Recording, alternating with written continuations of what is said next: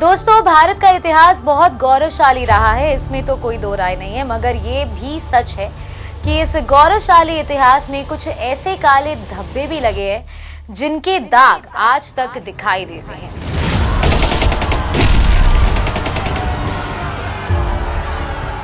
ऐसा ही एक काला धब्बा है हमारे यहाँ चली आ रही जाति व्यवस्था। जाति हमारे समाज का वो अंग है जिस पर इंसान का ही बस नहीं होता, मगर फिर भी वो उसकी पहचान बन जाती है, या यूं कहें कि बना दी जाती है। आजादी के बाद जाति व्यवस्था में निचले पायदान पर खड़े लोगों को समता और समानता दिलाने के लिए संविधान में कई प्रावधान किए गए हैं और सरकार के सभी अंग इन प्रावधानों को लागू करने आपके लिए बाध्य भी बनाए गए हैं। ऐसे ही एक व्यवस्था है सरकारी सेवाओं में अनुसूचित जाति, अनुसूचित जनजाति और अन्य पिछड़ा वर्ग के लोगों के लिए आरक्षण।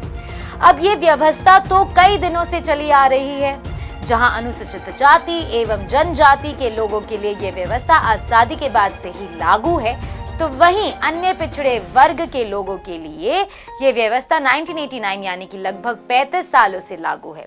मगर फिर भी आज भी कई लोगों का मानना है कि इस वर्तमान व्यवस्था में भी पिछड़े वर्ग के लोगों को समान अवसर नहीं मिल रहा है और उनके साथ भेदभाव किया जा रहा है। तो आखिर कितनी सच्चाई है इस तरह के दावों में, आइए जानते हैं आज की वीडियो में।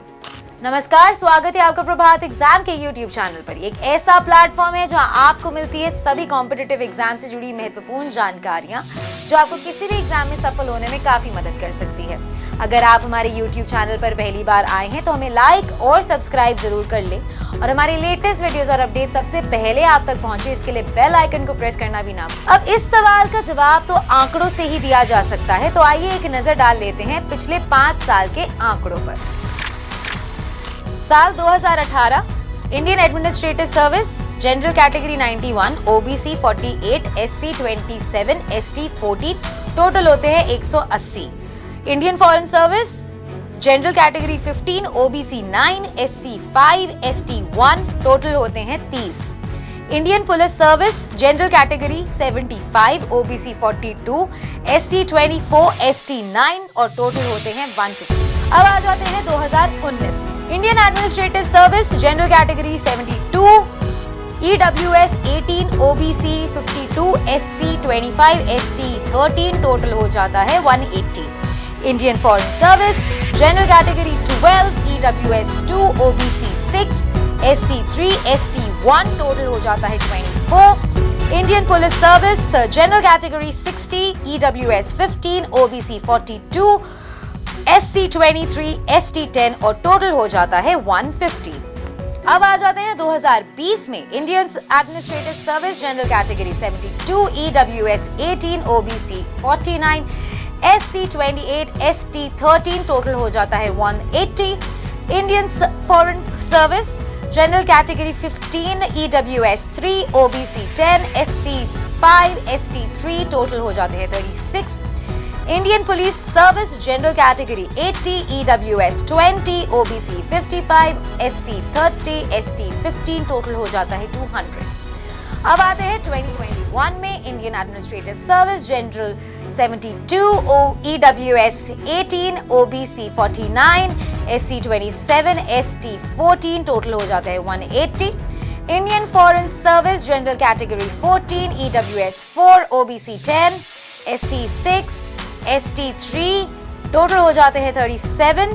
Indian police service general category 83, EWS 20, OBC 51, SC 26, ST 20, total हो जाते हैं 200। अब आते हैं 2022 पे। Indian administrative service general category 75, EWS 18, OBC 45, SC 29, ST 13, total हो जाता है 180। Indian foreign service general category 15, EWS 4, OBC 10, SC 6, ST 3, total हो जाता है 38।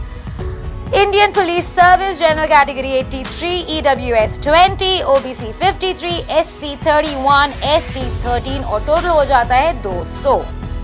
तो जैसा कि आप देख सकते हैं कि हर साल में अलग अलग सर्विसेज में सीटों की संख्या लगभग एक समान सी ही रही है और हर साल में एससी, एसटी और अन्य पिछड़ा वर्ग के कैंडिडेट्स की नियुक्ति भी लगभग एक समान ही रही है।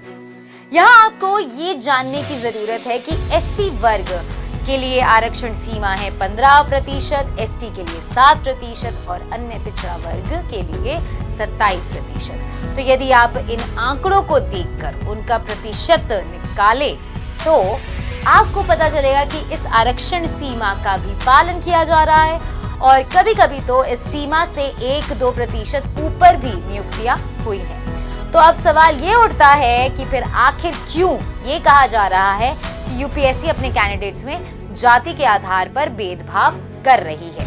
तो इसके जवाब में तो यही कहा जा सकता है कि ऐसा सिर्फ कुछ लोगों के दिमाग में है और वो लोग अपनी इस सोच से देश के युवाओं को भ्रमित करने में लगे हुए हैं।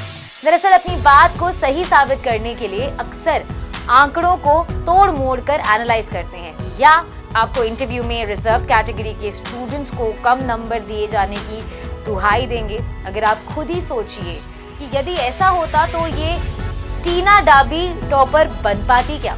और तो और आपकी ये भी पता चलेगा कि यूपीएससी में ये भी प्रबंधन है कि यदि कोई रिजर्व कैटेगरी का कैंडिडेट जनरल के कट ऑफ को पार कर लेता है तो उसका सिलेक्शन जनरल कैटेगरी में होता है और रिजर्व्ड लिस्ट की एक सीट खाली हो जाती है जिसमें किसी और कैंडिडेट को मौका मिलता है। दोस्तों, इसके अलावा आपको एक और आंकड़ा भी दिखाना चाहिए जिससे आपके सामने की तस्वीर थोड़ी और साफ हो जाएगी। ये आंकड़े हैं अलग अलग सर्विसेज में होने वाले नियुक्ति के लिए लास्ट रैंक पाने वाले कैंडिडेट्स के। UPSC civil services 2021 IAS last rank general में 77, लास्ट रैंक ईडब्ल्यूएस में 320, लास्ट रैंक ओबीसी में 338, लास्ट रैंक एससी में 502, लास्ट रैंक एसटी में 547। आईएफएस की बात करें तो लास्ट रैंक जनरल कैटेगरी में 88, ईडब्ल्यूएस में 369, ओबीसी में 398, एससी में 517 और एसटी में 600। आईपीएस जनरल में 229, ईडब्ल्यूएस में 513, ओबीसी में 489, एससी में 601 और एसटी में 657। UPSC civil services 2020 IAS general category में लास्ट रैंक 79, ईडब्ल्यूएस में 354, ओबीसी में 350, एससी में 510, एसटी में 505। आईएफएस 103 जनरल कैटेगरी में, ईडब्ल्यूएस 376, ओबीसी में 403, एससी में 474 और एसटी में 625। आईपीएस जनरल कैटेगरी में 239, ईडब्ल्यूएस में 513, ओबीसी में 469, एससी में 685, एसटी में 640। यूपीएससी सिविल सर्विसेज 2019 आईएएस में लास्ट रैंक जनरल के अंदर 77, ओबीसी में 304, एससी में 509, एसटी में 513। आईएफएस में जनरल में 113, ओबीसी में 344, एससी में 565, एसटी में 654। आईबीएस में 215, जनरल कैटेगरी में, ईडब्ल्यूएस में 470, एससी में 662 और एसटी में 691। तो जैसा कि आप देख सकते हैं कि जनरल कैटेगरी के लिए जहां आईएएस की नियुक्ति 70 से 80 रैंक में खत्म हो जा रही है, वहीं अनुसूचित जाति और जनजाति के कैंडिडेट्स 500 या 600 रैंक तक भी इस सेवा में नियुक्ति पा रहे हैं। तो कहने का मतलब ये है कि यूपीएससी में रिजर्व्ड कैटेगरी के स्टूडेंट्स के साथ कोई भेदभाव नहीं होता है। यदि आयोग या इंटरव्यू पैनल में बैठा व्यक्ति ऐसा करता भी है तो भी एक व्यक्ति का काम का ठिकरा पूरा आयोग के ऊपर तो नहीं फोड़ा जा सकता ना। ये सच है कि हमारे देश में आज भी पिछड़े वर्ग के लोगों के लिए यूपीएससी जैसी परीक्षा पास कर पाना एक चैलेंज है, लेकिन इसका कारण यूपीएससी नहीं बल्कि उसके सामने आने वाली दूसरी चुनौतियां हैं। मगर फिर भी आज कुछ लोग हमारे समाज के इस फॉल्ट लाइन का फायदा उठाकर समाज को बांटने में लगे हुए हैं और ना सिर्फ बांटने में बल्कि वो जनरल और रिजर्व्ड कैटेगरी के बीच एक विध्वंसक खाई भी बनाना चाह रहे हैं ताकि वो अपने निजी हित साध सके। तो अगर आपको भी ऐसे लोगों से सावधान रहना चाहिए और हमेशा याद रखिए कि यदि समस्या हमारे बीच की है तो संधन भी हमारे बीच से ही निकलेगा। एक दूसरे को बांट कर नहीं, बल्कि एक दूसरे के साथ बैठकर, एक दूसरे की समस्या को समझकर। अगर आपको हमारा ये वीडियो पसंद आया है तो इसे अपने दोस्तों के साथ जरूर शेयर करें, और अगर आपके पास हमारे लिए कोई भी सवाल है तो उसे कमेंट सेक्शन में लिखकर हमें जरूर बताएं। जल्दी आपसे फिर मुलाकात होगी एक नए टॉपिक पर, एक नए वीडियो के साथ। देखते रहिए प्रभात एग्जाम्स। नमस्कार।